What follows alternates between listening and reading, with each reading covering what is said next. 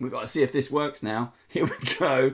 Hello, welcome to Band of Badgers. I am Dave, your host for the for what? For this evening? For this episode? For this session? I'm not sure. But anyway, I do know that I am Dave. Hello. And this is the Great British Brush Off. I'm still waiting to hear. Are we on? I've now got into the stream and you are okay. We are indeed live. We are in live. Okay, so for now. Where was I? Oh yeah, I'm Dave. For the first time joining us on the Brush Off is Peter Davey from the Ultimate Games Master. How you doing, Pete? I'm good. I'm looking forward to getting some paint on a model. So that's probably the right thing to say. The paint could go anywhere at this point. You may remember, Pete, so we've had Justin from the Ultimate Games Master. We've done various Q&As. It's a fantastic piece of software. Do go check it out. Do go check out the videos as well. youtube.com/bandofbadgers. You'll find all our Q&As in there. But Pete was with us more recently on our very most recent Epic Encounters adventure where we had to fight snakes. I hate snakes. Yeah. It was painful. It was a vicious fight. But it's a tearjerker. It wasn't painful. It was horrible. It was a tearjerker. People died. We actually lost a player, nearly twice. I saved them once, but I can't save them again. So that could be all you want. Now, as always, I'm joined by Steve. How are you doing tonight, Steve? I'm good. I've tidied up after the electricians have been today, so yeah, we're okay. Good. That is good. It's nice to know that people are tidying up after they visit your house. Thank you for that, Steve. Now, you may see that Steve is winning the stars. Joe can't be with us again. He does send his apologies. But last episode, which was only just on Monday, we had Justice Arman, who couldn't decide. So he awarded us half a gold star each. So I have taken complete advantage of that, and you can see I have a gold star, half a gold star right there. But it does mean that Steve is winning with 2.5 gold stars. Now, I was going to give you the whole star. Well, you didn't say that. I didn't. I should have told you after the stream. Yeah, yeah. I was slaving away in Photoshop for hours trying to get. I don't think Dave needs half a sympathy star. Come on. Yes, I do. Yes, I do. Yes, I do. Sympathy star. Anyway, so it's at the end of money to win this one. So at the end of this, exactly. At the end of this episode, Pete is our kind of visiting artist. He is going to explain how to paint, and we are painting. Just in case you haven't read the message or seen it, we are going to be painting the ogre zombie from WizKids. This is the Dungeons and Dragons miniature. We will be painting this, and this is the large mini as well. So Pete will get to decide, award the gold star to whoever has been the most, just the best paint job. I mean, I was going to say the most adventurous, but last episode Steve cut the head off the mini. And completely he won, but he got half a star. Someone's been raising the bar lately. I cut the head off. Yeah. He's been going off script. Big time. And I think today's going to be a bit tricky because I've already seen some of the stuff that Pete's got planned, and we'll get onto that in a second. But right now, thank you so much to WizKids, to Vallejo, and to Redgrass for supplying all the bits and pieces that you're going to be seeing here. And I've already said this is the ogre zombie, so I'm gonna switch around the cameras so you can see some fantastic artwork just there. I'm gonna switch around the cameras so you can see. It's always a bit weird and risky when we say you can see our minis because the cameras are pointing down. But Steve, we didn't set up your OBS. We'll get to that in a sec. So, Pete, over to you. What is the best thing that we should be doing with these ogre zombies? Well, if you look at the artwork, I mean, I've got my artwork card here. It's a really good idea to get some, just a really good way of getting some ideas about what you can do and what you can do with it. Yep. But at the end of the day, what you want to do... I'm just going to say, Pete, that if you put the card in the camera, You've got to put it where the Mini is. Oh, right, yeah, of Not course. to the left of the Mini, because it's still under your face. But yeah. It doesn't. Right, no, you're fine. But I've got my card here, and what you can do is you can get some ideas, you make some notes, Yep. and then really, when it comes down to everyone in their own Mini, you want to take it and throw it away.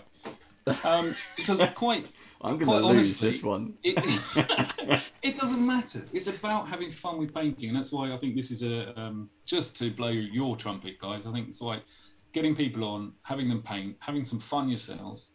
That's really what Mini's about. I mean, it's about just enjoying yourself, and you don't need to follow anything exactly. And if you want to change it into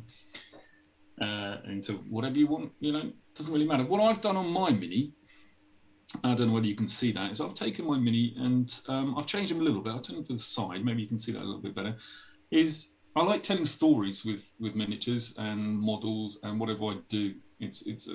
That's just what I like to do. Yep. And here I've stuck a sword in his belly because, well, maybe he's had some troubles, had some fights. And just for a bit of fun and giggles, I've stuck 2 arrows in his back just to make the miniature more characterful. And just to get a little bit arty for a second, if you look at the miniature from above, you see a curve going across one way. And so what I've done is on the opposite diagonal, that's why I put my interesting elemental or damage to the ogre. So that's the way I've been working. So I just make a visual diagonal to make it more interesting. Anyway, that's what I'm doing. So I also stuck a skull on him as well because he's an ogre zombie. He needs some skulls. And you've stuck some arrows in as well. Yeah, I stuck some arrows in his back. Cool. It's what you're going to do. And my tip for anyone who's painting, it comes actually from watercolors. Have 2 pots of water. Yep. 2 pots. Just pots. Billy, 2 pots. No, it was quite simple because one is just empty the brush, clean it out, whatever, and take fresh water when you're mixing colour. And you shouldn't get into too many problems. There, I'm just putting some water on my palette. Yeah. The last time I painted in front of anyone like this, it was at the UK Games Expo. Where I was painting a dragon on canvas live as people were wandering around. That was quite exciting. Bit of a challenge. Yeah. But it was quite exciting. Are you while we're getting set up, I'm just gonna kind of start the conversation starter. I'm using some Vallejo Dead Flesh because that's what I'm going to be using because they're zombies. You mentioned UK Games Expo. Yeah. Let's do some plugging. Are you going to be there again this year? Oh yes, we are. We're going to be there. We're going to be making it as fun as we can, as interesting as we can, and we're going to have as much a good time and entertaining people as much as we can. The UK Games Expo, for those who don't know, for those who aren't in the country, is the biggest board games and role-playing games and any other form of games expo in the country, and I think it's the 2nd largest in Europe as well. Is it? Ooh. Yeah, is it the largest being in Essen? Yeah. Essen, yeah. Yeah, that's quite a large one. I didn't know if the one in Italy was getting up their size of expo. Actually, I can't remember what it's called. Well, I think no. As far as I'm aware, it's UKG, and that's it. That's cool. Yeah, just to kind of clarify for everyone, so we mentioned UK Games Expo. While Pete is British, he is living in Germany. So he is at 1 hour ahead of us because we do loads of things international, as Pete knows. But you may not know, but we do loads of things with people in the States, Australia, all over Europe. And it's just nice. Well, I think that's with time zones and the power of the internet, you can get sort of more access to things quite easily. And I think if people can come on and they've got the time, and if you're having to do a stream at night in England and in the morning in America, you can do. Yep. As long as they get some sleep afterwards. No sleep. What's that? So what I'm doing? See, I've taken I'm not like Pete and Steve who have pre-primed. I am using the Mini right out of the box, as nature intended.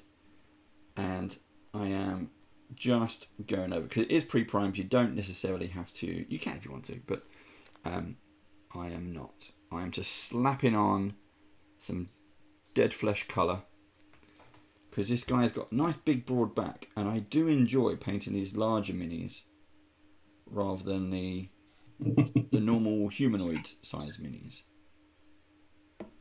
You like the big boys? Yep. Well, I think it's good if you're starting out not to get something too fine and fiddly anyway, because for one, I've got a visual aid in front of me to help me see things, and two, if it's too small and tiny, I think the tendency is, especially if you're just starting out, you get a little bit more frustrated. Yep. And I don't think anyone needs that. So the first thing we painted on stream, taking the exact opposite to that advice. Yep. Because you know, goblins. That's what we do. Goblins. Three goblins simultaneously. Yeah. In the first stream that we did. Pathfinder goblins. Oh dear me. Which look amazing, but yeah, they are the smallest thing. It's like painting a penny. Yeah. It was the smallest thing. I've got a goblin to paint. Yeah, they are tiny and they are a challenge. So I am just slapping on the dead flesh, just because I don't need to be too graceful at this point. I'm just painting away, trying to get the colour onto the mini, and then it doesn't matter. I'm just blocking in colours. Yeah, if I go over the lines or anything, I'm just trying to get to the edges. And trust me, because I am a beginner, but I've definitely learnt that one of the things is just block that colour in, because you'll go over it again. Don't be too precious on the first. Especially if someone's a bit nervous about painting something. The best thing, I mean, in that case, that's why taking a mini and just priming it is already putting brush or paint to mini, as it were. And if you're worried about something, like here we're starting on the ogre's skin, it doesn't matter. You just, for want of a better phrase, you slap it on. Slap it on. You can't do anything, slap it on. You can't do anything wrong with this. Can't go any wrong. You just put it on over there. So we'll bring the conversation back around.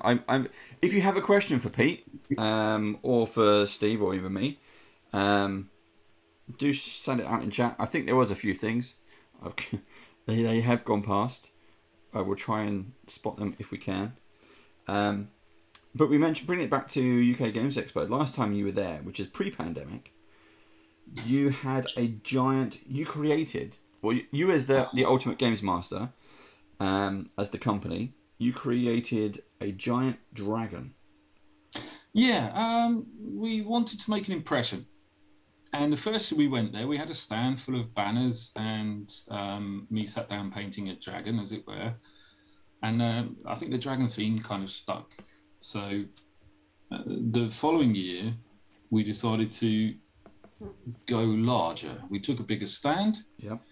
We went from the second hall into the first hall. And I don't know why, but I thought it would be a really, really good idea to build a life-size, if you can have a life-size, obviously, a life-size dragon set.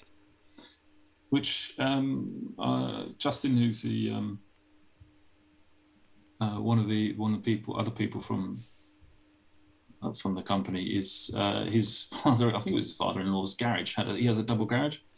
So I started about building.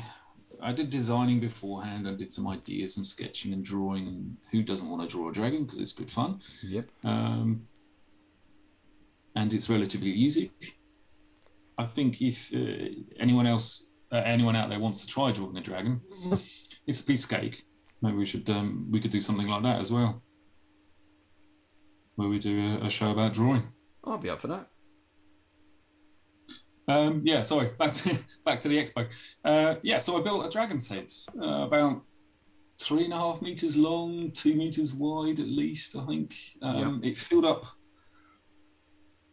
Sprinter easily, and then because I completely underestimated actually how physically enormous this dragon's head was, even if you broke it down to its individual parts, it was still enormous. And I made it from EVA foam. So I learned about doing, working with EVA foam. I was looking at styrofoam as well. I've been playing around with that since, but we didn't do it. We just did it. I did a chicken wire frame. Yeah. And then sculpted dragon on top of that. And it took me, I think, the whole of a month, maybe a couple of days more than that, just building it and not sleeping a lot. and then we took it all the way up to the expo and had an amazing time. Met many amazing people, which is what the expo is about. Yep. Did it get a lot of interest, as intended? Yeah, I think I could happily say we were one of the best stands there. Cool. And we basically didn't get a break. Anyone who's never been there is planning on going this year. Anyone who's planning on holding a stall and hasn't done it before, my main advice is throat sweets and water. And maybe a couple of pairs of shoes. Soft shoes. So you change your shoes halfway over during the day, spare your feet, so they get a feeling of being new and fresh again, even if it's not true. And lots of water and lots of throat sweets, because at the end of the first day, we sounded like we've been chain smoking for the last 45 years. It was ridiculous. Yeah. It was. Yeah. Anyway, I'm not going to do it for you. It was just, suffice to say, it just was rather unpleasant.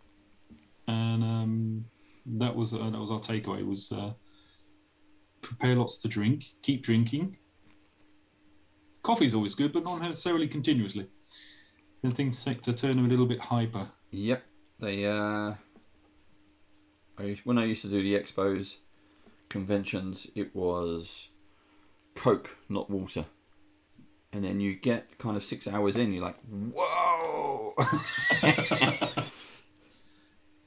Public safety announcement, kids.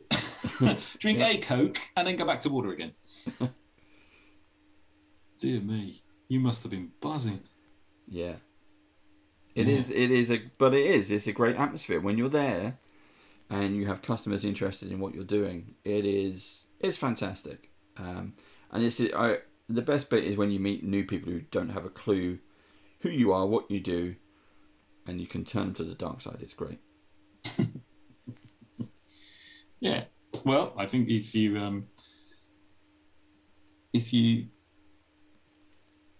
go there with a very open mind, and you got to have an open mind when you're doing an expo, and you go there and you're quite happily chuntering away and chatting away to people and enjoying yourselves. Time passes really quickly. Mm-hmm. But it's only when you get a respite and you take a breath, you realise actually, oh, I am absolutely parched. Yeah. I sound like someone off EastEnders, like, oh, sort of that kind of sound. Nothing's wrong with it. It's just exactly how we sounded. Was we'd suddenly gone very London for no reason at all, or very gangster London. Stereotypical, of course. Yeah. But it was great. I really, really enjoyed it, and people really, really loved the dragon. One person tried to climb on it, which was not a good idea. One person just started climbing in the mouth before we could say, hang on a second. Yeah. Because it had an open mouth, because you would, wouldn't you? If you're going to do a dragon. Yeah, so this year we're going to change the dragon around a bit, and we're going to bring something special to make it a little bit more entertaining, so that people can take some pictures, and more messing around and having fun. Good. More trying to tell people about what we do with our amazing app. Talking of which, the app is the Ultimate Games Master, like the company's called, Ultimate Game. Well, the company's not gone 3, but the product is Ultimate Games Master. It's an app designed to bring everything together in one place in a way that's accessible and easy to use. Yep. And aims at taking away all the pressure that is basically on a DM or GM. As you know, Dave, if you're sorting out stuff and you're planning something, the plan lasts, like every battle plan, it lasts about a minute, and then everything goes haywire. Yep. And with our app, you can change everything on the fly. Yep. Before I start doing... Sorry. No, I was going to say, it's very clever. We got a chance to...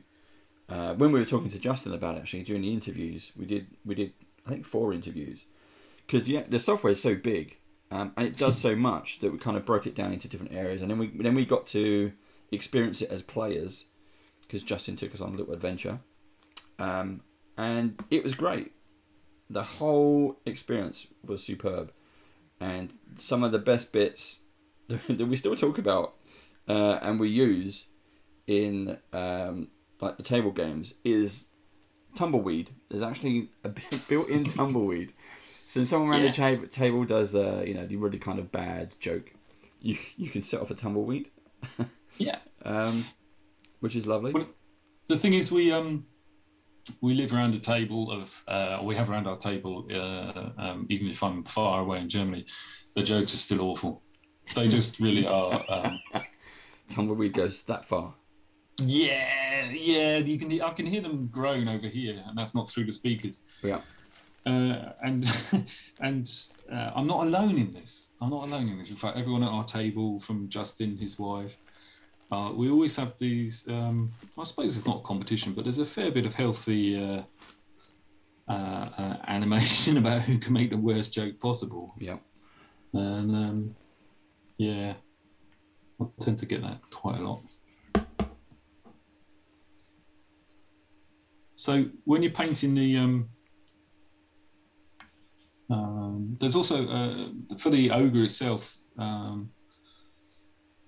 WizKids have put a video on YouTube about like a painting guide as well. And if you're interested in it, grab the miniature because I think it's great value for money. Yeah. And you can have a look at the guide as well. Obviously, what we're doing here is a masterclass,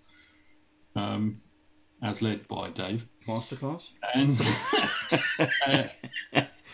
And one thing they said to me, which was I was going to completely miss, was don't forget the toes, but don't forget the heel if you're doing the flesh colour, because the heel sticks out. And I actually had to go and look at it, and there it is. Is that the heel, or is that because there is a gap on the heel? There's a little triangle in terms of the bandages. Yeah. But the bit at the directly at the back, that looks like a bandage wrapped around them. That to me doesn't look like foot. Well, that's what they were saying. So I think at the end of the day, again, I've already thrown away the card, so I will paint it as I please. And if you can come up with a different colour scheme, or you come up with something that interests you, more power to you. Because there is no right or wrong. I know someone like Duncan Rhodes will say 2 thin coats, but if you want to slap it on, slap it on. You know, that's the beauty of the miniature world is that you may go and find there's a specific technique you want to try. Super, go and try it, go and do it. If you don't really like it, or you think you can do it a different way, then do it a different way. But what painting does together, and if you're doing it with someone else, and sometimes I do this, but with my brother. If we get an amazing 5 minutes together, we'll sit down and we'll just paint a mini over the internet together. Cool. And have a chat like we're chatting now. And I suppose that's the cheapest form of therapy you can get. I would imagine so. Was you into painting minis as kids? Yeah. We were that wonderful era where it went from Citadel Miniatures to Marauder to Games Workshop, and loved the characters that they came out with back then, because you were allowed to be cheeky and there were no worries about upsetting anyone. And I think those minis always will have a certain sense of nostalgia for me, but there was a certain sense of character as well. I used to play the Space Marine game, this epic scale one with the Titans and the very miniatures. It was all great fun, great fun. And there was like a model or like a war games club that we went to for a little while, but it kind of felt a little bit forced. I'm not sure how to describe it really. It kind of felt a little bit restrictive in the way they were doing things. Right.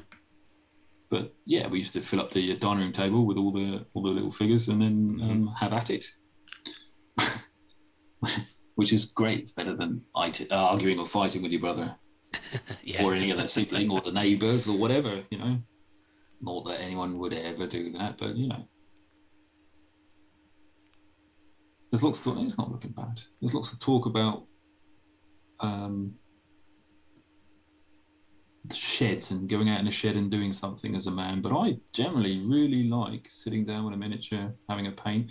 It's like, in a way, painting a dragon, you know, taking out a canvas, doing a drawing, painting away. There's something very relaxing about it. Yeah, Is there something that you've achieved at the end? Oh, hopefully we'll see at the end of this 2 hours what we've achieved. You end up with something tangible, whether it's good or not. You've created something from a lump of grey plastic at the end of the day. Yeah. Well, you know, everyone will come up with something, and it'll be slightly different from someone else. I think that's quite a cool thing. So I painted black as a primer on mine, not because I'm a massive fan of the Rolling Stones, but they did do 1 or 2 good songs, you have to admit. But from working from dark into light is quite a good way of bringing up a dead feeling skin, along with obviously painting what you're painting, which is dead flesh, Dave. You can work off a dark. If you imagine that colour off a dark background, it's going to come up much more intensive because the background is dark and the primer is dark. Yeah. But you can get different effects working off that way, and you know, if you think about someone like Rembrandt, the painter, he loved to work from dark to light, and let's be honest, he was very good at it. Right, we've got a little chap looking rather happy at you. That's cool. Yeah. So explain the arrows. How did you do the arrows in his back? Right. Well, like I say, I like to tell a story, and when I do the miniature, this for me now is actually what we're doing tonight is a big test. Because I will sit down and meander and ponder and deliberate and spend a lot of time just faffing around, I suppose you could call it, working out what I want to do with it, what I want to try and create. And I like a miniature that tells a story. And tonight I've just got to paint it. Well, I could paint for weeks. That's the thing. But the arrows themselves were made from COVID test kits. Don't waste anything. If you're into modelling, don't waste anything. I built, or am still painting, but I built a model robot out of just odds and ends and plastics with a class that I teach, because I teach art in secondary school, and we went from the Renaissance into science fiction, because why not? And I was using lots of different bits out of the COVID tests to make a part of that. And I think you just got to be a little bit creative. And it's like here, when you start putting colour on, magic starts to happen. Yeah. Not that, we're going to be burned as witches, but magic really does start to happen. Things start to come alive, the model starts to come alive, and the arrows, well, there's a little bit of effing and jeffing, I have to admit, trying to get the feathers created, or something similar to feathers, because they didn't want to do what I wanted them to do. I had to fight with them to get them to stay where they are, because I'd also, in the course of preparing for tonight, I broke my hot glue gun, and I ran out of super glue as well. Oh dear. But yeah, so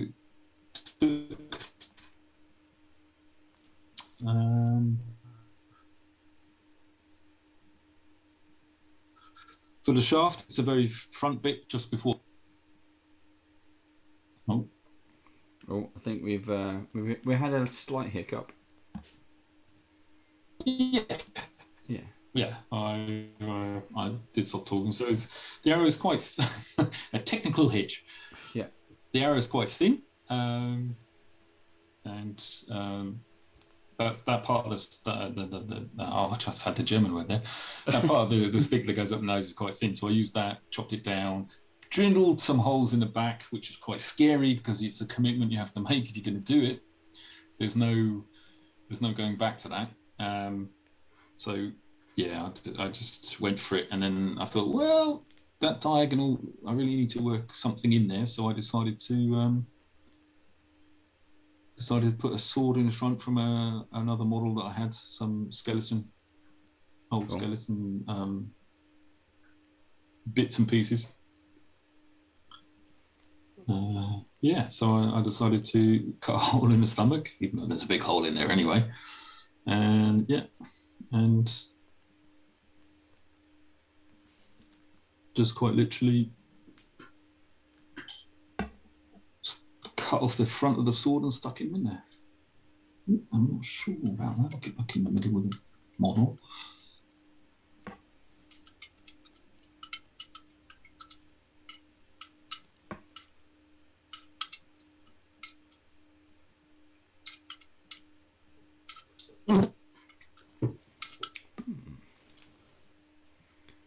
How's yours coming along, Steve?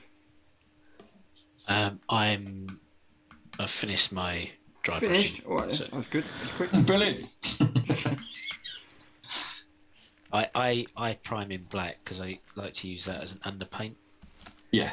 So basically putting the shadows there, and then I do a grey dry brush all over to imitate, I think it's called a zenithal prime. Yeah, the zenithal, coming from the zenith, the highest point of the sun. Yeah. Yeah. So I then go over with an ink to put some base colour underneath, and then I dry brush over the top with the colour that I want on the surface, and then I just shade that up to the highest point again. Awesome. I use this technique because I find it the quickest when we're painting like this. So if I've got to finish something in 90 minutes, I can't get into doing base coats and stuff like that. It'll take me longer than 90 minutes. So if I'm painting minis for the streams or something, then I will do it with a base coats and the washes and dry brushes and allow things to dry naturally. But when I'm rushing and doing it on stream, then I use this technique. And a hairdryer. So I'm going to go on mute when I now dry this ink. Are you sure you want to go on mute, Steve? Can we just keep you talking for a little bit longer and then just... So trying to slow him down, by any chance. You want to be tactical. Hello, Valaxion. Hello. Thank you for joining us. Always a pleasure to have first-time chatters on the stream. My brush slipped and I whacked my brown paint across his leg, so I'm going to have to go back and fix that at some point. Well, you could spread it out with a little bit of purple, turn into a bruised flesh, something disgusting. That's a good idea. Yeah. Because he's not exactly the freshest of chaps, is he? No. Well, I was looking at Steve's. Steve's is gone a bit purple.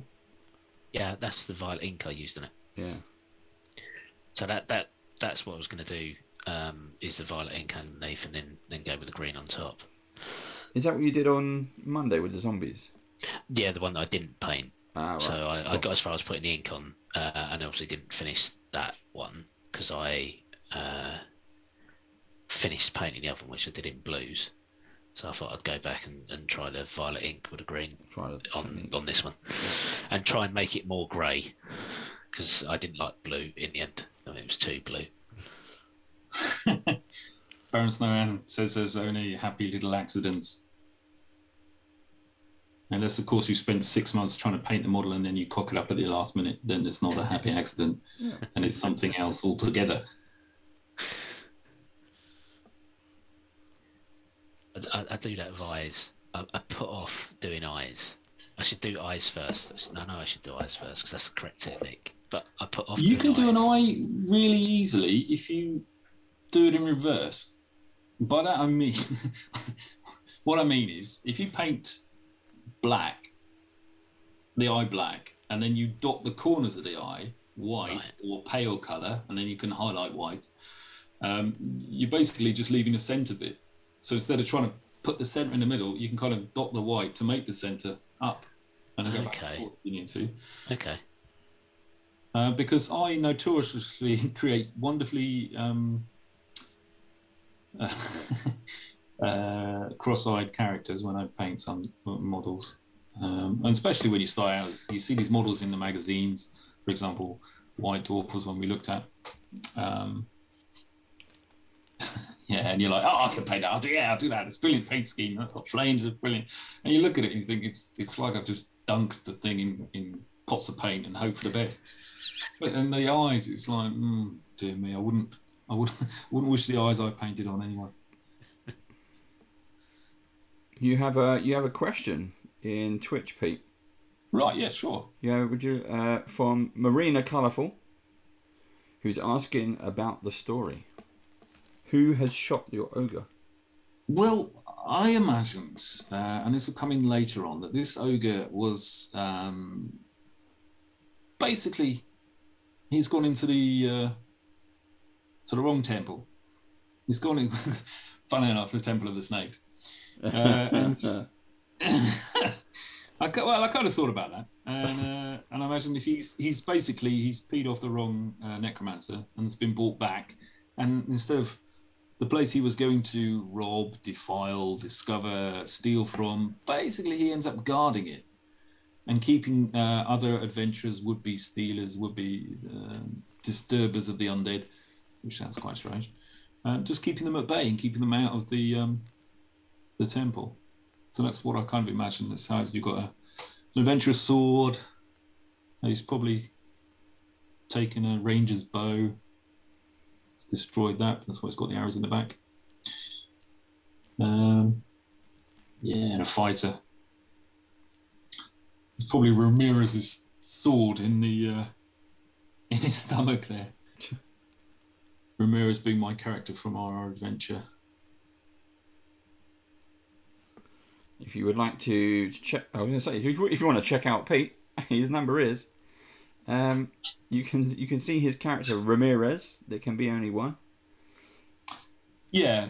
Well, I was going for a character, and I wanted to play a fighter because I've not done that before, which is quite brave to do that on air first time ever. But I went for it and I had a really good time. But and so I did it and had a great giggle and chose to make him a homage to a certain Scottish character that I love very much.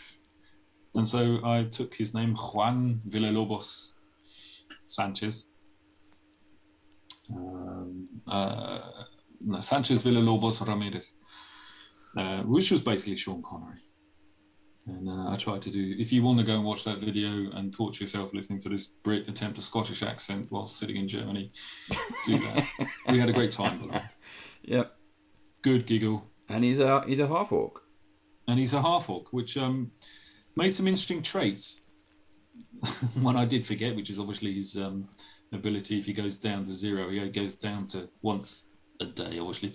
He goes down to 1 hit point instead of 0. But we had a good time doing that. And for a lot of the time, I wasn't actually... I'll just throw my menu down there. I wasn't actually fighting with him. I was more like wrestling. Yeah. So, role-playing. Go and do it, kids. Best drug out there. Forget everything else. Get into role-playing D&D. Buy minis. Yeah. Buy minis and paint them. And paints and music and just have a great time doing it. And there are no rights and wrongs in mini painting.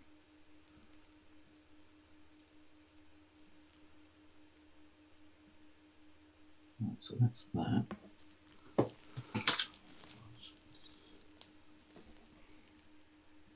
Yep, so I've got 2 pots of paint, 2 pots of water in front of me. One is just washing out the brush, and the other one, if I'm going to get some paint, some fresh paint, put it on the model, I need a bit of more liquid. What I'll do is I dropped some blue ink in there actually. First I'll pick up some fresh water, clean water, and then I'll mix in some new colour. Some people, they like to use mediums instead of watering down something. They'll thin it with a medium, so it retains the kind of similar flow to paint. And I say, good, go for it. There's that. Let's try and make him look hideous, you know.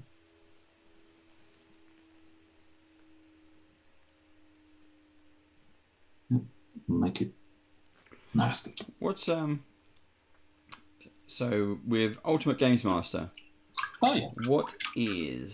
What's next for this year? We had we talked about UK Games Expo, which is in June. What's next? What's next on the horizon? Well, we'd really like to get some. We've got a independent creator interested, and he's working and using our app, and he's working with us. And you know, we'd like to get more people interested in exploring and using our app to run their games and to run their different RPGs, because there's a lot of different ones out there, other than the two main ones. And I think there's a lot of people doing their own games and designing their own games. We'd like to get a lot of those people involved with it. Like I say, we've got one guy we're working with at the moment, lovely chap in America, and so we're going to be focusing on getting his stuff integrated in with the app and getting his game. Trail of Heroes, it's called. Cool. So is that a collection of stories kind of thing, or? No, it's his own world that he's created over a very long period of time, originally influenced by his dad, and he's taken it on and is trying to make it happen. Cool. What we will be doing is getting people to sit down and play with the app, or play a very short one-shot, or as much as time allows. You know, we do some time slots at the expo, so people can actually sit down and try out the app live. I might need a little bit of visual aid here. Try out the app live, so we can see his brush,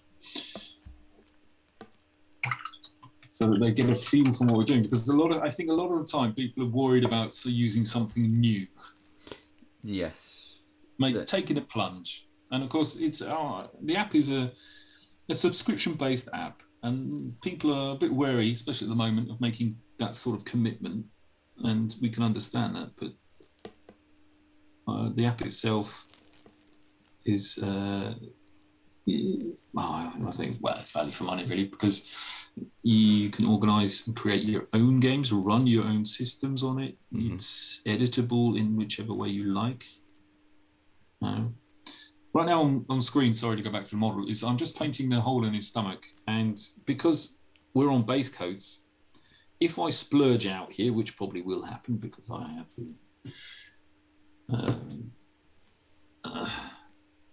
really have to concentrate on getting it into the nooks and crannies. And if I go outside, it doesn't matter. I go back with the original coat I just had, original colour I just had, and go back over the edges. So I haven't lost anything. Yeah. Meanwhile, I add extra vision. It all goes quiet for a second. It's when we get time to concentrate. You zen out a well, little this bit. Is it. It's nice. I have no pressure. You guys are all under pressure.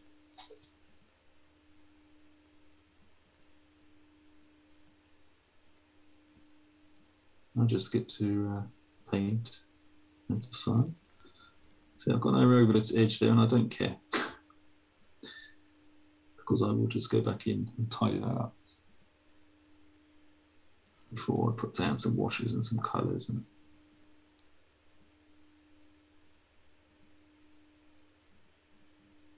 so we were saying before we came on air that this model is a really cool model. It's got lovely detail on it. I really like it. It is a nice one, and this is what I've found from having these miniatures. Now everyone likes, if you play D&D, Pathfinder, if you play tabletop games, it's fantastic when you have miniatures. But when you actually get to paint them, you see so much more detail. It's really nice. Plus, it's such a zen moment. You get a couple of hours, you can chill out, calm down, put some music on, just enjoy it. Which, by the way, I didn't put any music on in the background. I do apologise. If the audience would like to hear some mellow tunes, do let me know. You want to put it. You want some music like your colours, smooth. Yeah. Let's get some undead music going. Yeah, some zen smooth jazz for the Thursday evening paint along. As long as they don't sing along, that's fine. I wouldn't do that to anyone. That's a different show. We are insured for my singing, right? No. No. Yeah. Orchestro saying mini painting is the best therapy. Yes, it is. It's such a mental health thing to just chill out, do something that's kind of creative, even though you haven't created the model, just kind of bringing it, well, undead to life. We know what you mean. Yeah. But the thing is, even nowadays, you can actually model it yourself. You can actually take your own model, and you can get it, print it off, design it, create it, print it. If you're using something like Blender, you can make your own model. You can also download stuff, but you can. It's very easy nowadays just to. When I say very easy, it involves a lot of work, obviously, but in principle, very easy. So I'll make sure I'm still in frame.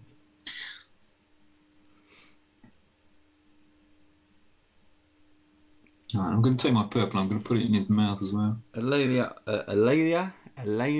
of the Stars. Did I say that right? Alayla of the Stars is saying it's also very chill to just kind of watch painting be done. Actually, it is. I used to go to. It depends where you are. If you're in the UK, you probably the Ideal Home Show. If you go to the Ideal Home Show, there are always these painters, not necessarily decorators, but just artists who, well, like Pete said it before, who are painting directly on the canvas. And you can just, you grab a cup of tea and you just stand there and just watch it, and quick as anything, half hour is gone. And you're just watching them create something. Yeah. I think you find, if you try it out yourself, if anyone has thoughts about doing it, like I say, the models aren't that expensive, especially from WizKids. I think El Castro will probably agree with me on this, that they are very good value for money. And you do just, you get lost. And then half an hour is gone, an hour is gone. Yeah. So I always get, when you mentioned the WizKids, I agree. I've tried lots of different mini manufacturers as well as independent ones and 3D printed and stuff like that. And I do. There's a lot of variety out there. One of the new things that we've just got a hold of is WizKids have just done sprue-based minis. Yeah, I've been watching your videos. Yeah. So if you're into model, we'll be doing that as well at some point. We'll make some models. So you actually get, there is an ogre, actually. It's not a zombie ogre, but there is an ogre. And you get to put them together. You clip them off the sprues. You have a variety of weapon and hand and head options. But yeah, if you're into model making, please do go and check out our YouTube channel, youtube.com/bandofbadgers, and you will find a playlist there called introducing frameworks, because that's what they're called, frameworks. And if you keep looking, if you go to the Q&A section, you will find the Q&As we did with the Ultimate Games Master team. Oh, that's true, yes. You will find us. Yeah, so I think I've seen some of these frameworks, and I think it's because you do get a lot of choice with it, and you can come up with lots of different things. I think there is no limit as well, because you've got these sprues, you've got the extra bits on there. You can come up with it, you can edit, you can change it, you can move it around, or even someone do something, was it cut a head off a zombie? You can do that too. Yep. Yeah. Who would do that, eh? Yeah. No, I don't know. Who you are, honestly. What kind of person? Check out our zombie brush off, which was Zombie brush off. That's right. From Monday, wasn't it? Yeah. Yeah. Adventurers always know when they see zombies to go for the head. What are they going to do if you ain't got one? Oh dear. He did have one. He was just carrying it, Steve. And I'm like, yeah, but the body won't work. And you're like, but it's fantasy.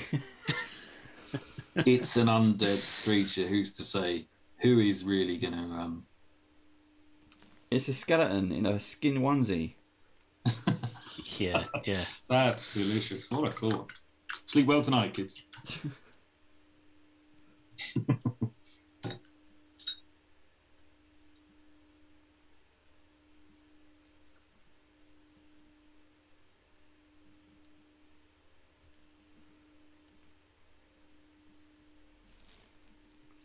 And if you do go and check out the channel, remember to like and subscribe and share, please. Ding the ding thing. Yep. Put the bell on. Get that bell. What else you got to do? Just tell everyone. Share. Yeah. Share. Tell everyone about the badges. Tell everyone about the app. Talk to everyone about us, because we're really important. That's it. Yep. Anything else? I think that's it. Just tell people at D&D. Tell people. Talk to people about D&D. If you're in a place where there is no D&D, start your own group up. Yep, because that's what we did, and now we have the badges. And if you're in a place where there's no model painting, start your own group up. Get some people together who maybe want to put on some music, get some snacks, some drinks, chill out, tell really bad jokes. Those are the rules. At least as far as I'm aware of D&D, those are the rules. Also, if you have a hobby shop, go and they don't do paint nights, ask them to start one, or volunteer your time and get one started. You don't have to. I mean, how many hours am I up to, Steve? 50. 50 hours. This is the 50th hour today. I believe so. Yes. Well, there you go. The anniversary time. I've only been painting for literally 50 hours. Not in a line. Not in one go. Have you still got your goblins? Yeah. For the next show, we should get them out. The goblins. I'll just clarify. Yeah, that. Dave, if you could please get your goblins out, make everyone happy. Yes, that is the level of D&G humour you have to use. We should get them out and compare. See how far you come, so to speak. I'll just stop speaking. And there goes the show. Yeah. What range? Oh dear. D&D. That's why you need the music. Well, yeah, I'm not going to sing though. We've already ruled that out because of insurance purposes.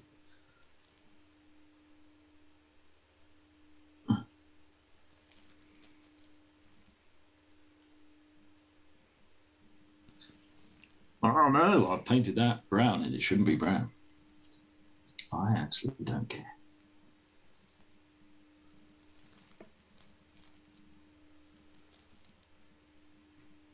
Take that back out of the way.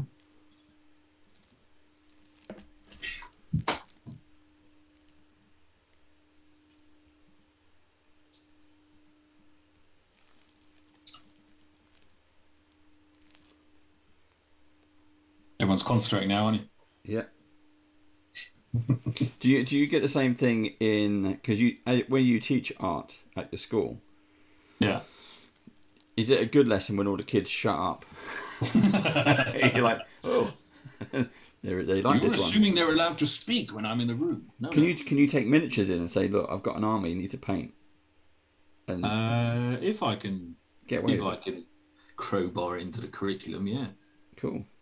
I'm pretty sure if anyone's watching and they're one of my kids and they want that, they have to bring their own minis. Yep. What Put your hand up. What grade do you teach? Secondary school. So I teach currently. I'm teaching an amazing group of 2 groups of year 7, a group of year 6, and 2 amazing year 10s. If you're listening, watching, which you should be, you're amazing. And if you're not, you're not. Not listening or not amazing? It doesn't matter. You're in for a really bad time next week. We're on holidays at the moment this week. Oh, cool. School holidays, which is quite nice. So I'm quite relaxed. This fits in lovely. Yeah. So if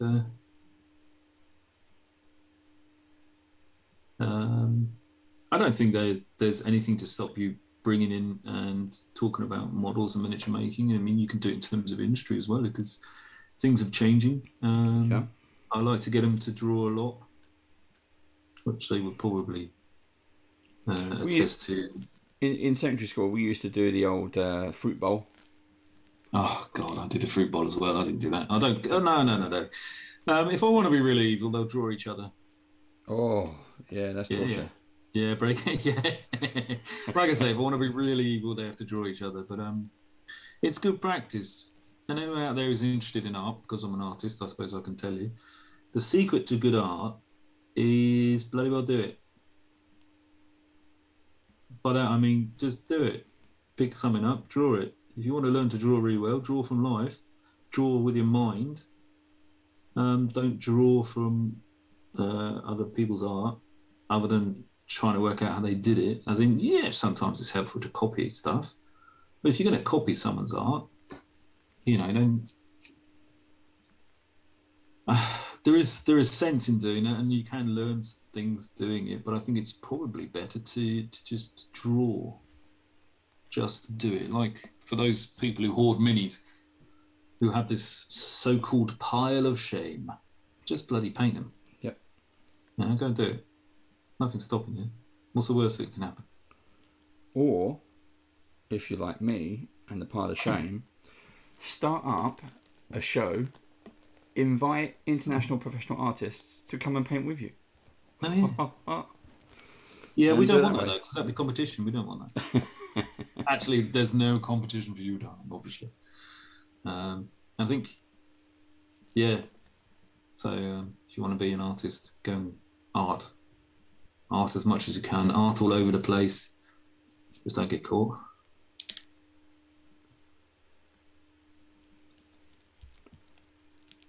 I think what the model painting does is it teaches focus. I think there's an element, definitely an element of focus. There's an element of patience, and or not, as it flies across the room. Yep, and it's kind of like problem solving, because in your mind you see what the finished piece is. Oh yeah. And it's getting to that, and there's no instructions. You make it up as you go along. So like you and the dragon. Yeah. You can see it. No one else has got a Scooby about what you're doing. You're just messing around with chicken wire. And they're like, yeah, he's on one again. It's going to be great. It's a dragon. And like, it's a chicken coop. Yeah, it's going to just trust me. Book them and they will come. Sort of a very famous movie moment. Yeah, you just got to do it. Just got to do it, paint it, and then worry about it afterwards. Or do it, build a dragon, worry about it afterwards. I had a plan. I made a plan. I drew a plan, decided what I wanted to do. Just a shout out to my brother who got me this Colorado Cup. Cool. All the way from Colorado. Bought it for me for Christmas. Bless him. Not Amazon then. Yeah. All right, get some brown on those. I think also what some people get put off by is that they think they need a lot of colours and they need this wash and they need that, and it's like, no, Vallejo do sets, buy a set and just paint everything. Yeah, there's definitely a like how expensive is the hobby and what do you need, but yeah, the thing is is to get started, because no matter, even if you do crap, and believe me, I've done some very crap models, you still get a buzz when you get to put them on a table when you're playing a game, and your players, it's their reactions to it. Yeah. It's so much better than just putting an unpainted mini in front of them. Yeah. If their first reaction is after you've put it down is to pick it back up again and take a closer look, you know, like, whoa. Yeah. Yeah. As long as they don't say, you know, who the hell painted that? Yeah, you're right. But I think it is that reaction of, and that's, I think, I suppose, a little bundle of joy that the GM/DM can have. Is just to do that for themselves. Because it's a lot of work putting everything together, and you've got to look after yourself. So, you know. Well, as an example of not worrying about stuff, I've just painted the arrows, and I painted the wooden shaft, and I've gone completely, I don't know whether people can see it, but I've gone completely over the feathers here. Oh, I see, yeah. And doesn't matter. I'll come back later, tidy it up, not worry about it. Your ogre looks more kind of pinky, fleshy toned. My one is definitely more green. Yeah. Yeah. I have a cunning plan. I will wash him like he's never been washed before. Yeah. Steve's looking good there. Navy Phoenix, thank you for coming back. Always a pleasure. Navy Phoenix, do you mean the models or do you mean us? It's us. It's us. I know the answer to that already, Navy Phoenix, but thanks.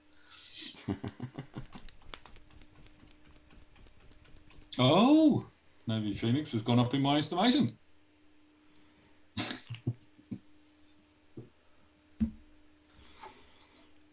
Dum dum dum. Right, I'm gonna try the bloody bits now.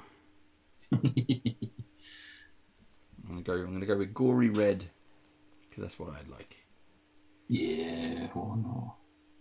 So have you ever got into doing like character commissions or anything, Pete? For people, yeah. Yeah. Yeah. Well, I am very unadverse to having money. So if somebody wants a character commission, they just need to get in touch with me and throw as much euros in my direction as they can, and I will do whatever they want. You know, fans only. I did my character Ramirez for the. If people want to have a quick look at that, was just one way of doing something. Yeah, I've done Wickwar is my character. Wickwar Togglehopper. He's a halfling bard in our own D&D campaign, which we have Saturday nights, which is our therapy against the world. And yeah, I did his character. I did a commission for another Discord channel. Yeah, so I'm more than happy to do artwork for other people, as long as there's readies involved, or it is a really, really good charity idea. Then I'm on board. Right. So if people did want to reach out, how do they do that? Well, I have an amazingly ancient website, but really the easiest way is to go to ultimategamesmaster.com. and follow the link there to drop us an email, or follow the link there to get into our Discord channel, and they can talk to me directly and privately and ask me, you know, how much is it to paint my wife like an orc, or to whatever. You know, I'm very open to talking to people about commissions. Cool. I will put a link there in a second. Yeah, that'd be awesome. I've done some commissions for people's walls as well, actually painting the wall itself. I've done canvases, and I did a couple of logos as well. But you know, if it's something out of my realm, I will generally be very honest and upfront about it. So like, yeah, I like the sound of it, but I think I think you need someone else. Got to be honest, because it's business. Yeah, yeah. But if I'm honest, and somebody wants me to draw, my mother-in-law, Navy Phoenix, what's going on there? If I got commissioned to do somebody's D&D class that they were creating. That's an environmentalist. And so it was basically you use different parts of our environment and elements to affect your magic. So I had this, so I did a dwarf because I love drawing dwarves. But as anyone else knows me when I comment on your videos, it's Big Tooth Pete, which is basically an orc, because I think orcs are best. That's why I really love painting this ogre. I hate elves. Stuck up, I guess, honestly. Yes, we know everything. We can do all this in magic and whatever. Why didn't you save the bloody place then? No, Hobbit do it. All right then. Honestly. I feel like the community is going to be having a word with me later. Yeah. Awesome.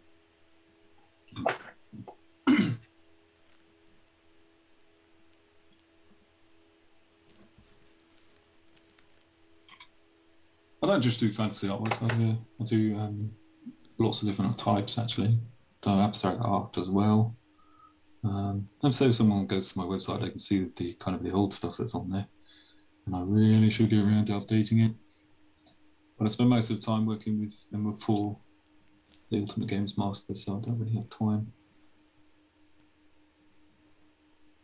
And this is kind of work as well. So one thing I wanted to do on, but it's the best kind of work. One thing I wanted to do on my ogre, of course, because we're on Band of Badgers, is to give him a badger pelt around his waist. Oh, nice. Yeah, so I'll be having a go at that. Yeah, steal it, use it. Yeah. We have a little tribe of badger pelt collecting on these ogres, which sounds interesting.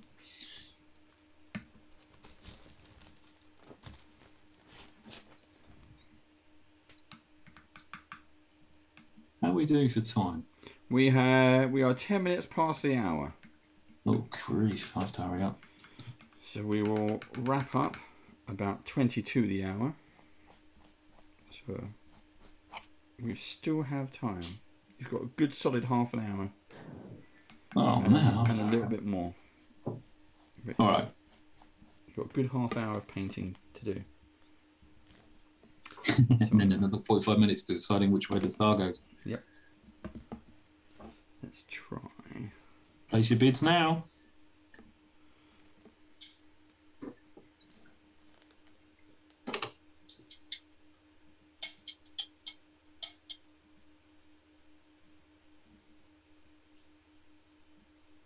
Oh yeah, coming together.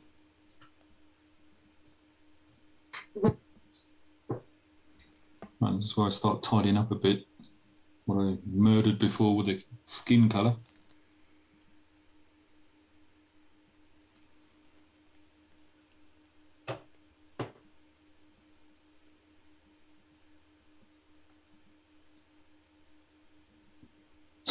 So this is basically, how does the internet like the top of your head? As we're all sat there painting away. Dave and I have got a lot of conversations about how well, to it's very difficult. It's very difficult to have a camera unless your camera's sort of diagonally down there. Who is it? No, it's only 10 past 2 there. All right, okay.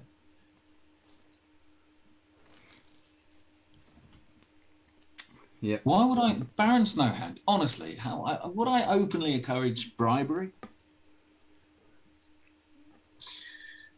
Yeah. Payable too. All checks. Yeah, Navy Phoenix is over in Canada. Canada. Awesome. Navy Phoenix, if you're still there, if you're still in the same place, he lives near the original X-Men mansion. No, that's in Canada, is it? Yeah. It's been used in lots of films, hasn't it? I think. Yeah, I want photo proof. Definitely. West Coast 2, so even further. Ooh.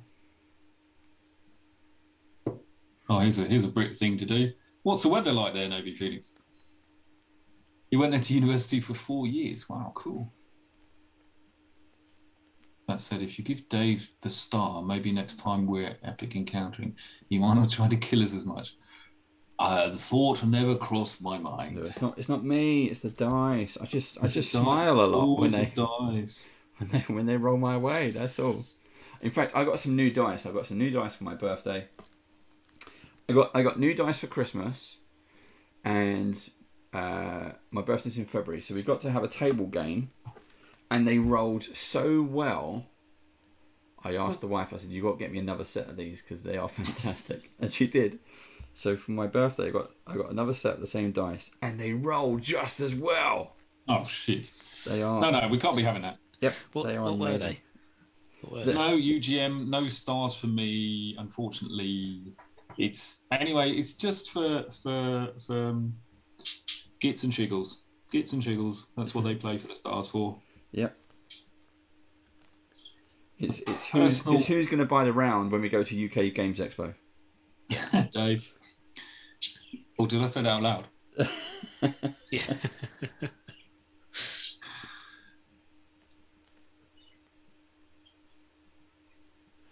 But if WizKids are watching, or Wizards of the Coast, or even Paizo, if you wanna sponsor us, More than happy to have a little banner on the stand. Yeah. Oh yes, and we will have just have a chat with us. Get in touch. We will happily take some drinking money. Well, if you are listening and watching, good job on the models, guys. Yeah, good job. I mean, I would happily give this to anyone who is going to start painting. There you go. Go and do that. Go and paint that bugger. He's brilliant.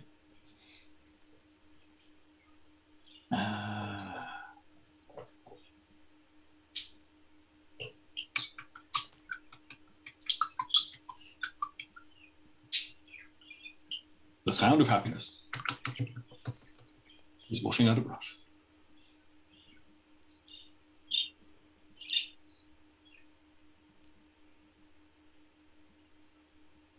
Right, time to make you look a little ugly.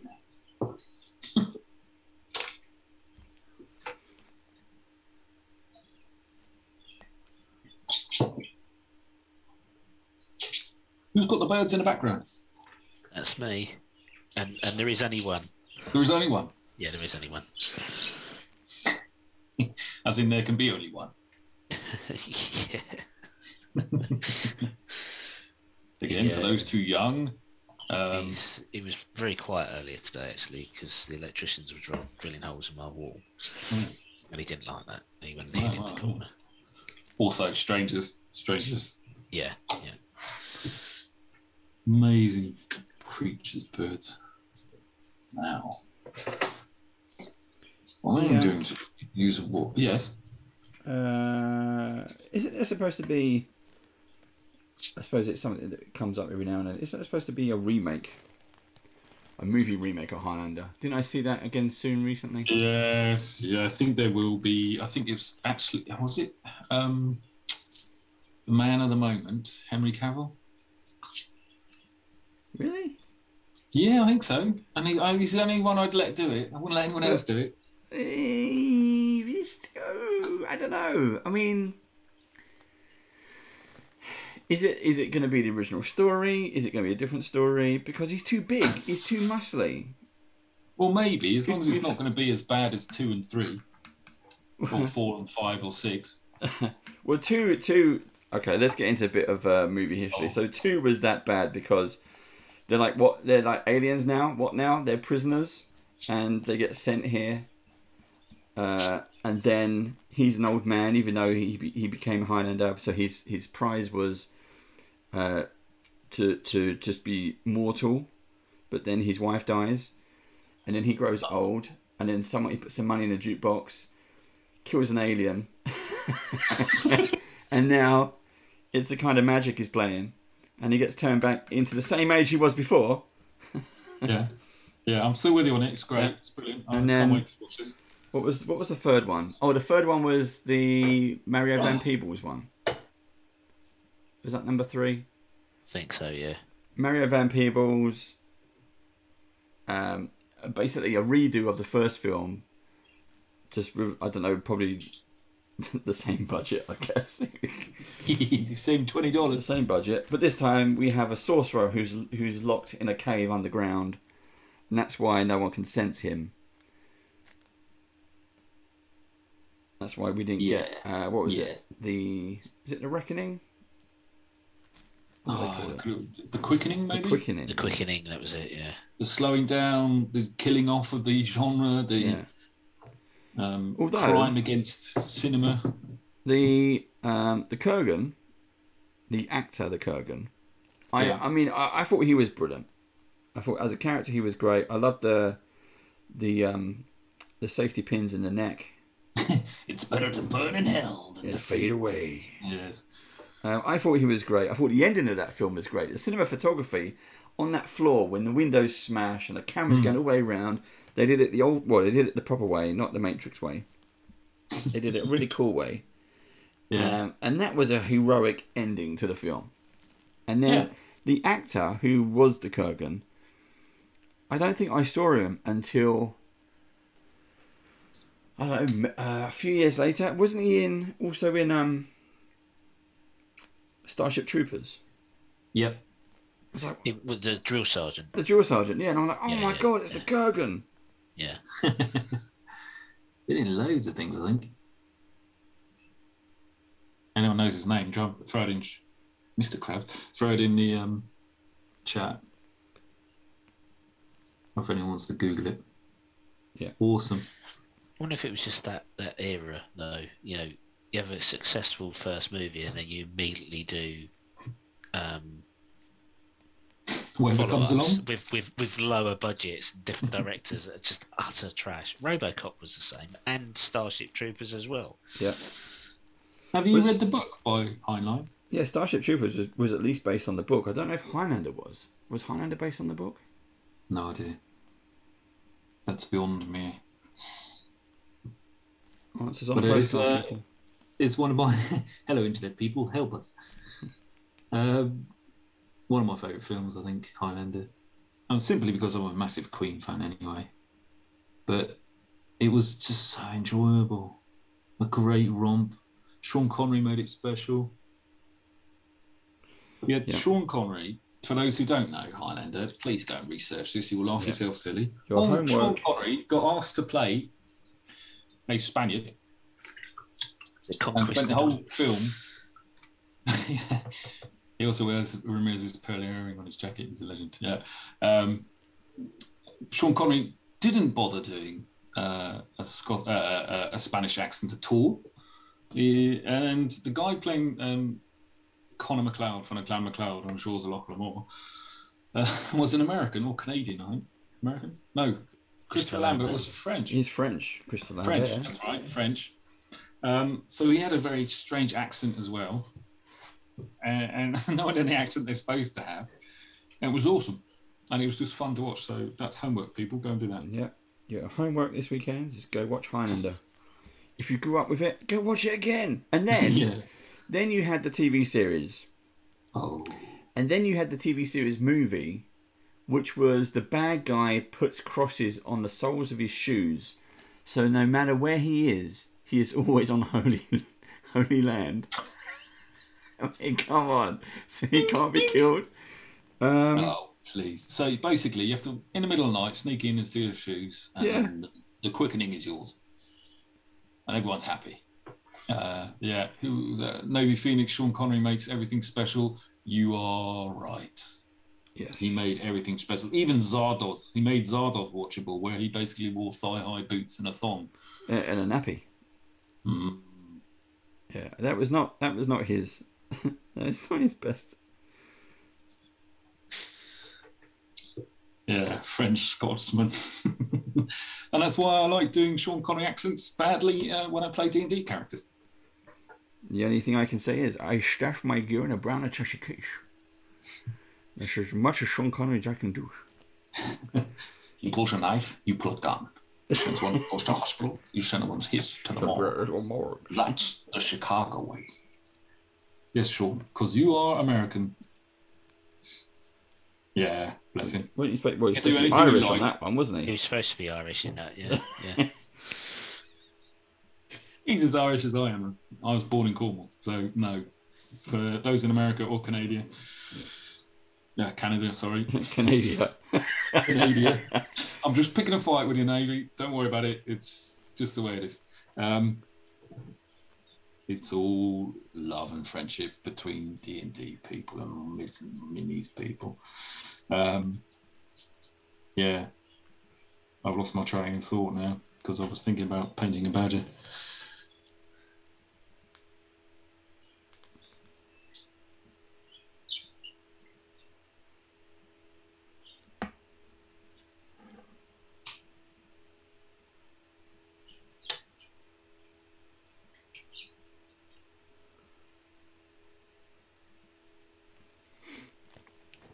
Okay, we're down to almost the last 20 minutes. Oh, no, we're near finished.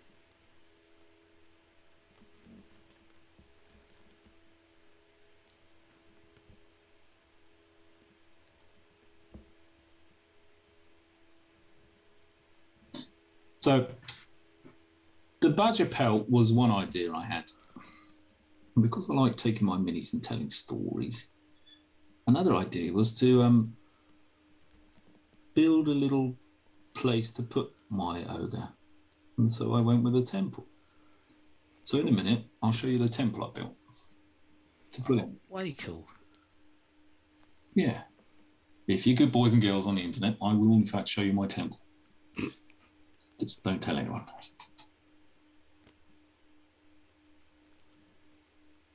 Well, I got one character I had got as a present was a science fiction orc, and he was holding a big old machine gun like orcs do, because they always have big guns and they were all bullets and screaming. And I decided to, if we go back to the 1980s, yes, kids, look it up. If we go back to the 1980s, there used to be things called guardians, and these were massive, massive robots built by orcs to destroy the human race and any other race and anything in between and anything that remotely isn't orky. And yeah, so I decided to build half of one of those and put my little orc in it. And I love telling the story. Love the models where you just put a little extra detail on the base, even if it's a skull. And then because we have two cats here, neither of which are mine. One of which I went away for a seminar in Tai Chi, came back, and we had a cat. Which is fair enough. Girls were happy. Everything's good. But what they do is they like to catch stuff. So regularly now there's a sacrifice somewhere in the garden on the door. If you're unlucky, they bring it in for you. Bring you a present, yeah. Yeah, here it is. Love you loads. Enjoy that stomach. Great, thanks. Where's breakfast? Or someone screams because they've trodden it. Yeah, so what I did also was take one of the skulls that the cats brought in and stuck it in on the model. Because if you're orcs, you fight big things, and then you have a model, or you have a skull left over. So yeah, cool. And when I was doing my research for the badger pelt on the ogre as well, I found out that it's not all black and white. This isn't a monologue with a funny tale at the end. It's truth is that especially the English badger isn't all black and white. There's brown in there as well. I didn't realise that. I didn't realise that. You're just used to seeing the cartoon versions, aren't you? You don't really. Well, this is it. I consider what they actually cut like. For me, it was the animation for Wind in the Willows. Yes. Yeah. With Toad and Toad of Toad Hall. Kids, flashbacks. Was it Bernard Cribbins used to do the voice for that? Yes, Used to come and see it BBC. was. I think you'll find. And who's the guy that used to take you swimming, Dave? Roy Kinnear. Roy Kinnear, yeah, that's it. Such a distinctive voice. Awesome.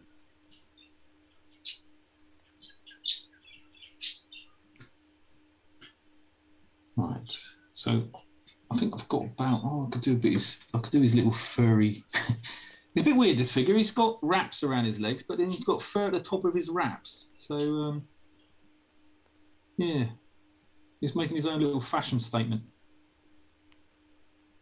If you're going to be undead, get wraps. Put them around your legs. Keep your calf muscles warm.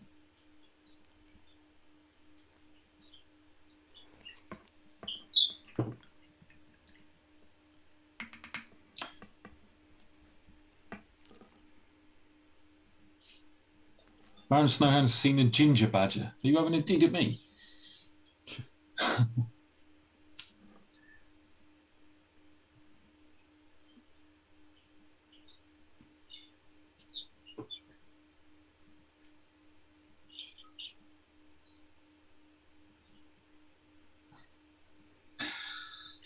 Yes, of course, the freckles.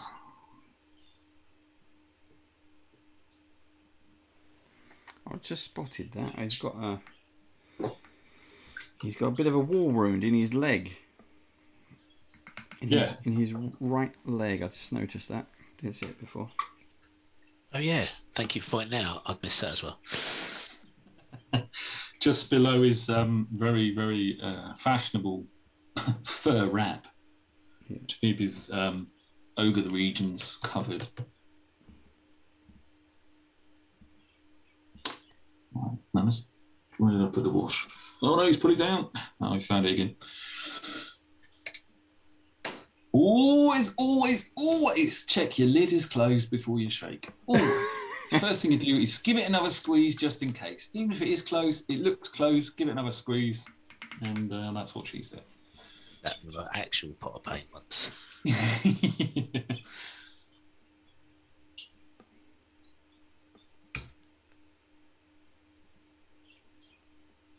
No, they were real badgers. I've seen ginger ones, white ones, black ones. Oh, not seen a ginger badger before. And that's not a pun.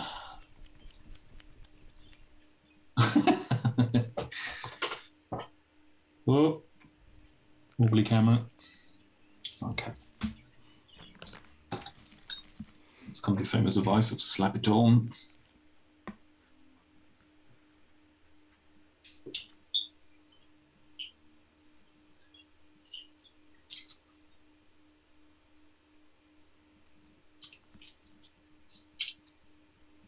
Lots of people tend to use washers straight from the pots as well, and you can thin these down even more if you like.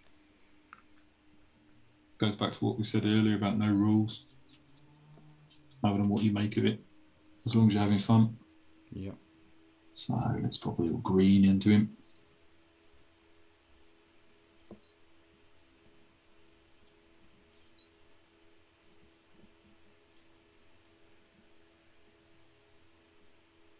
Now, if someone is thinking of getting into doing this, get a little batch, a pot of a batch of figures, like if you can, 7 or 8, and just have a go, make mistakes, paint them pink, purple, whatever you like.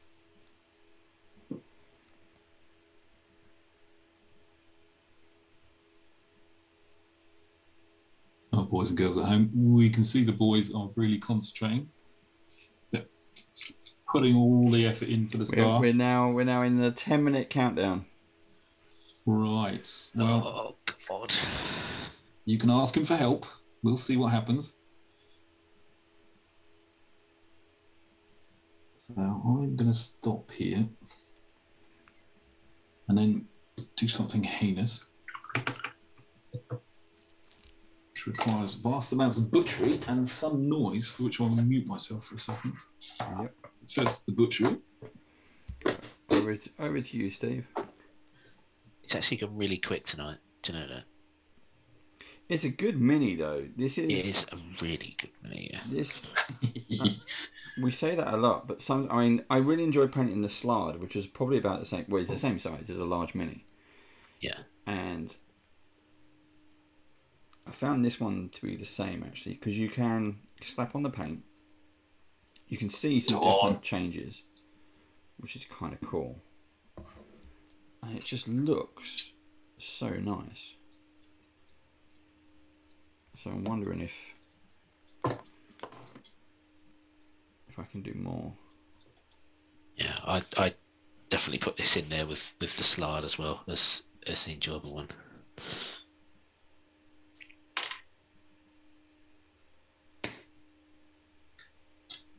What I'm doing is just chopping off the base, so I can attach him to what I created. I'm trying not to chop his foot off because that would be a little bit disappointing. But again, don't worry about it. If you do, you can always make another one, mould it up, bits of plastic flying everywhere.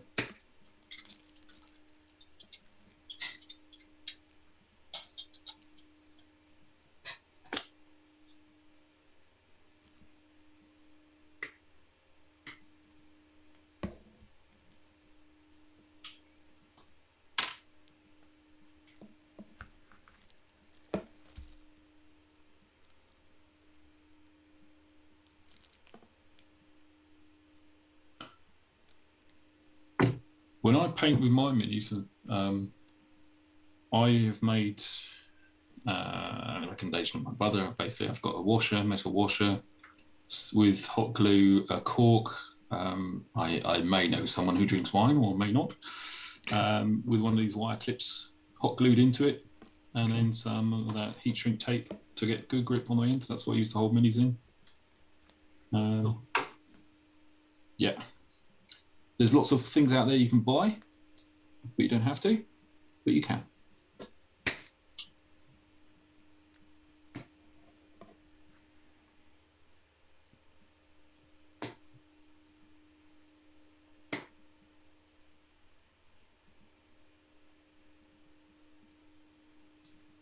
That's more Citadel ones, but using a pill bottle. Pill bottles are also really cool. They work really well. Got a nice surface to them.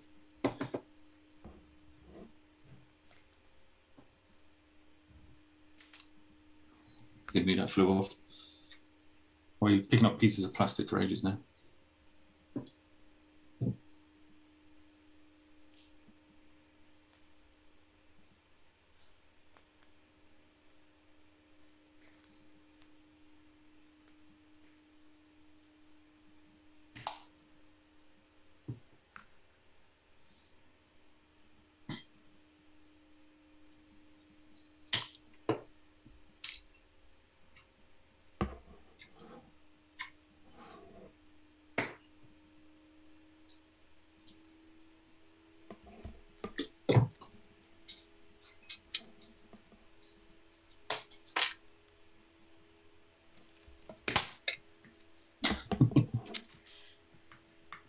Don't worry, everything's still good.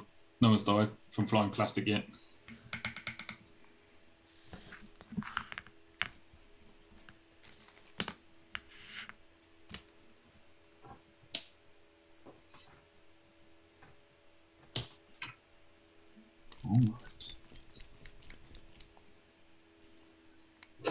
Okay, it's just for added pressure. We are down to the last 5 minutes. Right, cool.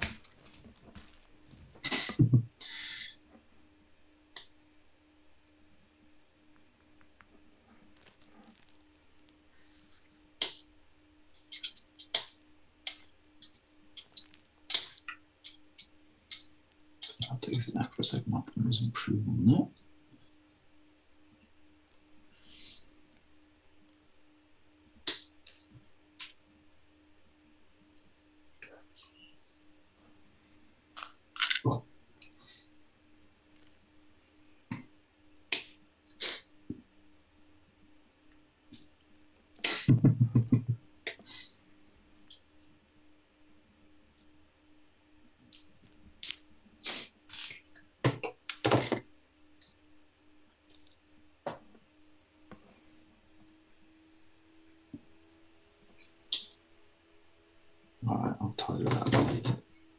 Yeah.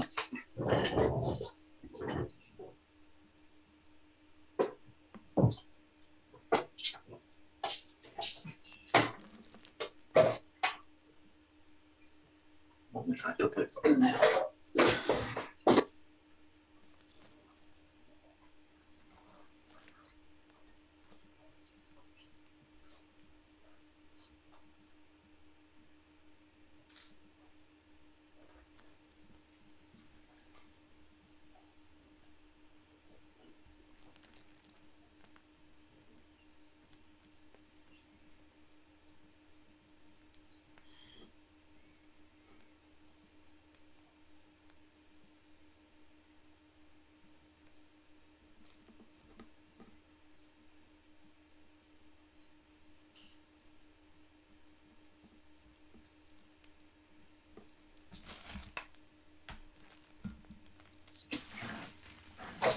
Cool.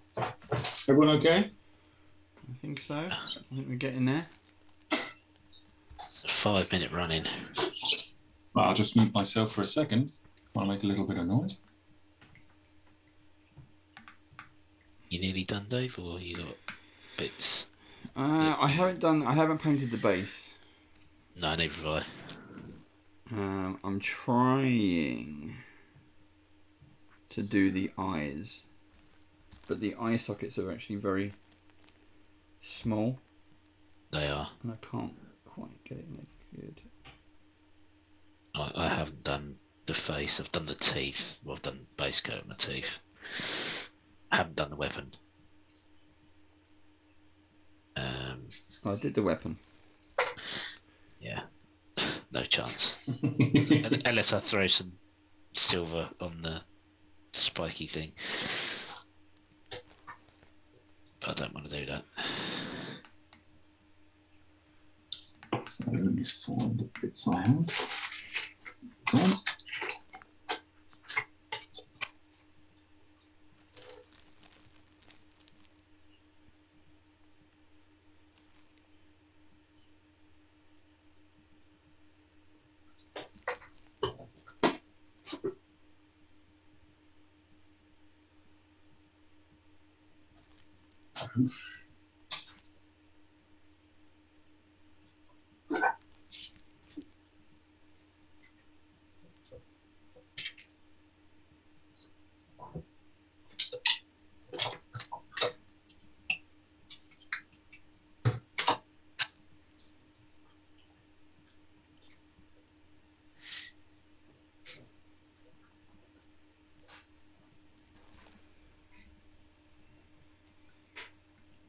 They're both looking good.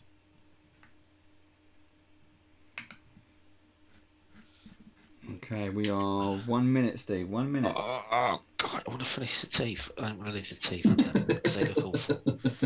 I also want to do these bandages. Do you guys ever go back and touch up the minis and finish off or tweak or? Yeah, I do. I don't really have time, but sometimes it depends. Sometimes we have used the minis I've painted, like the hero minis, and we use them for characters. Yeah. And sometimes it's just okay. I want to finish it off or add a bit more to it.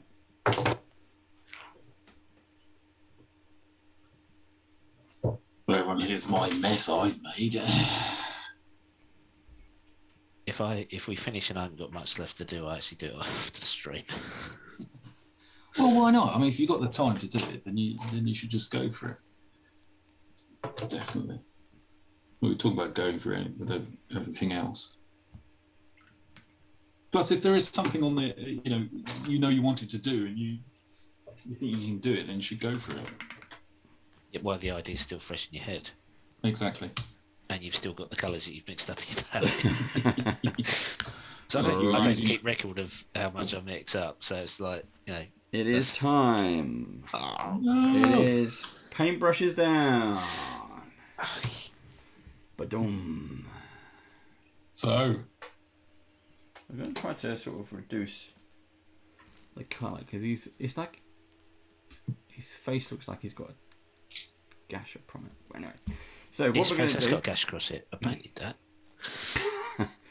The can't we have 20 more minutes? No.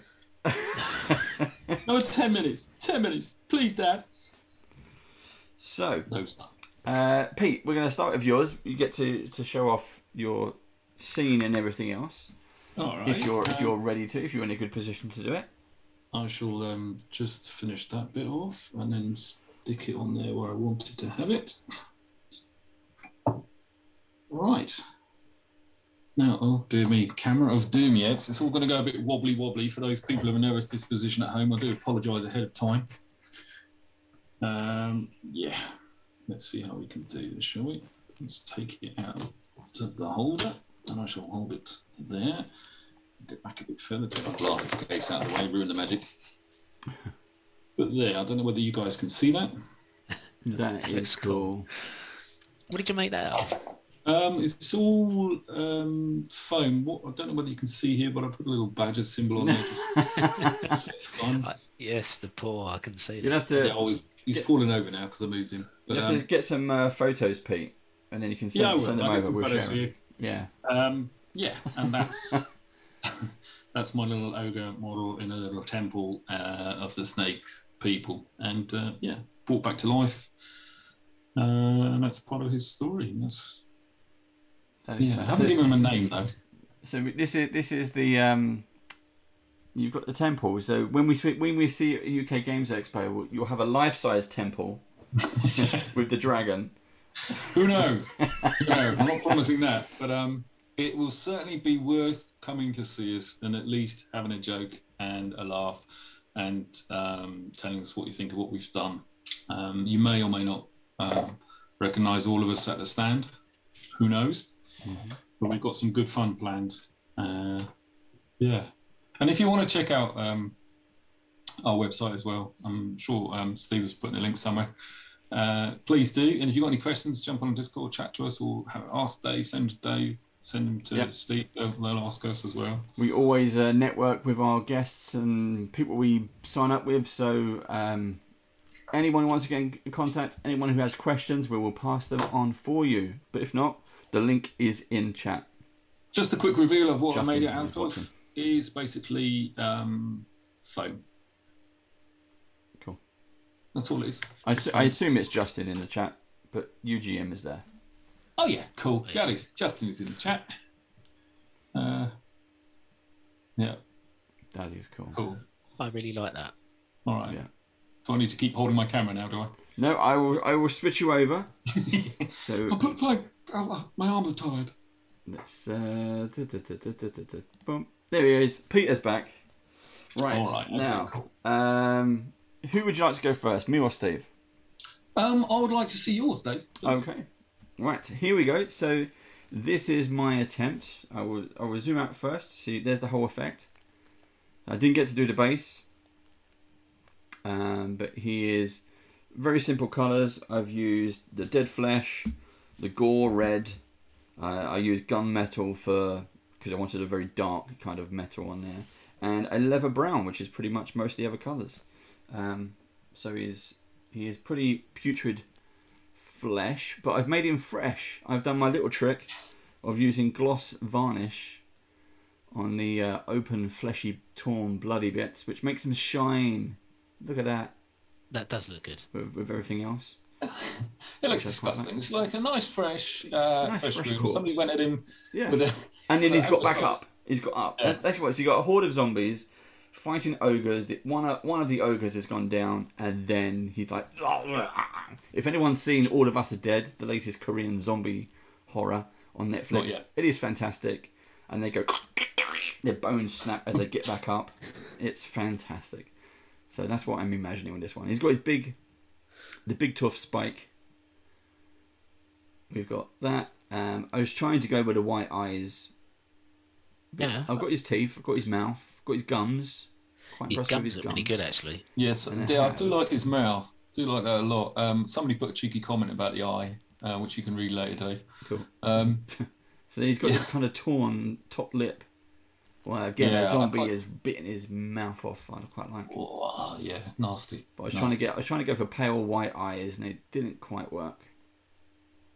Again, that's why I like the technique. That I can't remember who I saw it from. It's not my own, but somebody paints the eyes dark and then lines up the corners, so you get a pupil in it.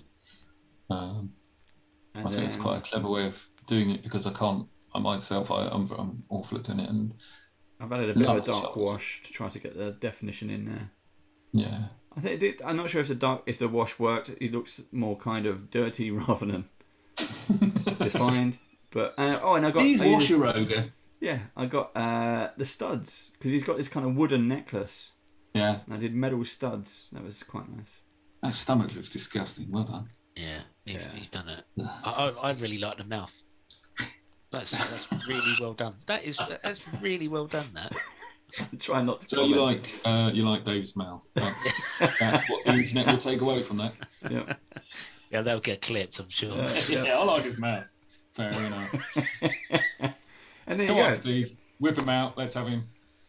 Right, hang on. I have to put my pin on, otherwise I can't bleed and see what I'm doing. There we go.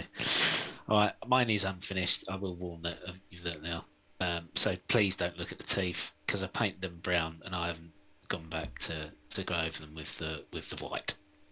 I dry brushed mine on the black, as I was explaining, as a Zenithal Prime. Then I put purple ink over the whole thing, and then went with dark green as the base, the dead flesh as the next highlight colour, and then yellow and a little bit of wolf grey as I mixed it all together to get the highlight points, like on the knees and the shoulders and the top and stuff. I then used I think, is it Warlord purple for the flesh, just really thin coat, and painted that in just to pick up what I've done with violet ink underneath for all the exposed bits. I like the colour, but I haven't dry brushed it or anything. I was going to do a little bit of pink dry brushing. And then for the wraps, I used a brown base colour and then dry brushed bone white over the top to make them look like dirty parchment bandages. But that's it. It's not finished because I haven't done a weapon at all, and I haven't done any of the face apart from the god awful teeth that I painted brown on just before Dave said we had a minute left to go. Well, so because you went with the green, it looks like, I think you did it with the slard. It looks like the sea monster version. Like this is an ogre, a pirate ogre, who's been attacked by the zombie shark, and now he's just walking out onto the beach. Yeah, and I definitely think he's got these kind of Biker Grove chops of hair, but with yours they look like the kind of sea gills. Yeah, it's like the sea monster from Marvel. I can't remember what the name is. Creature of the Black Lagoon. Yes, that's it. Yeah. It looks like it's part of his face rather than hairy chops. I'm going to have to go with... Yeah, because I didn't get the chance to paint them. Because I forgot they were there. I have to go with a slightly different colour scheme, I think, because I'm doing a lot of greens recently. That's the reason I underpaint, so I don't have to worry about going over with a wash. It's quicker. I find it quicker when we're painting on stream. But yeah, I'm overall pleased. I like the exposed fishy bits. They're my favourite on there. Yeah. And now you go. So what we're going to do, we're going to switch back to our big faces. I'll give Steve a moment to do that. I am back. Hello. Now, for those of you who know how this works, we've had an increase in our special effects budget.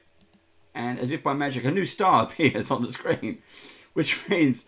And I can never do the drum roll because one of my hands is busy. But the star will go spinning around the screen. we have to upgrade this next time. So the gold star spins around the screen. Where it stops, no one knows apart from Pete, because Pete gets to pick the winner of this episode's gold star. It could go anywhere. It could go here. It could go there. It could go over here. It could go over there. But it's spinning round and round and round. Pete, feedback please, and then you have to choose the ultimate winner. The ultimate winner by a very close margin. I did enjoy both of those. Is Steve? Oh, well done, Steve! Ding! Steve gets. I think your approach to it was really good. They were working off that dark background gave you a better platform to jump into it.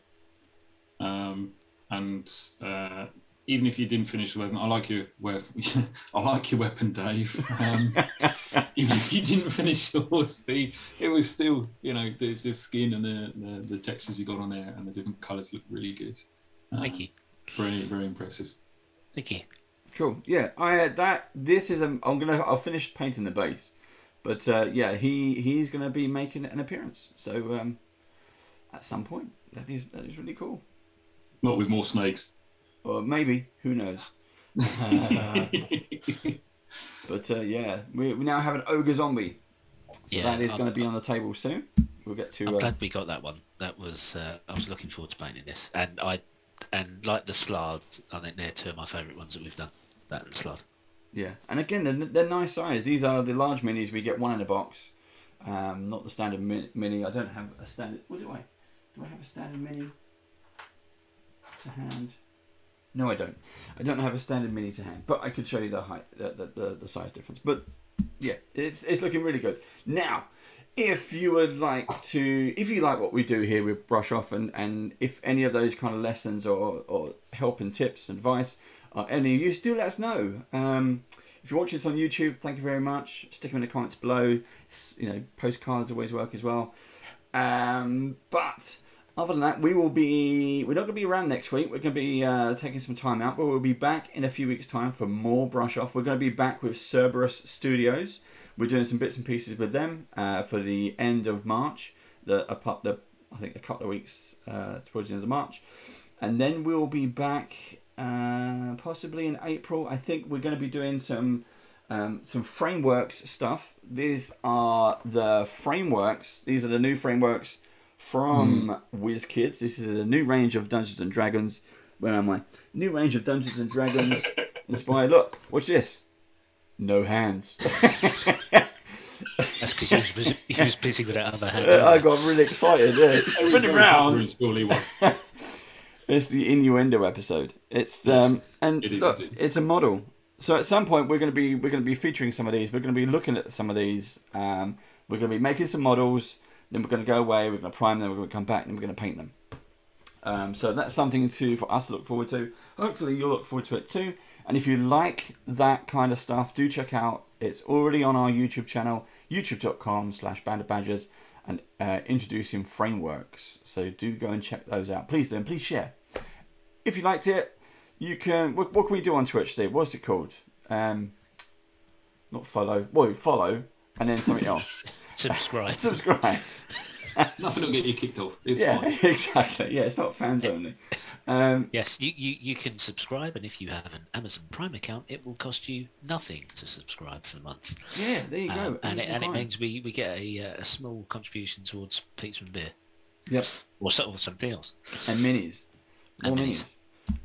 But also check out our campaigns. Just check out all of our stuff that we do.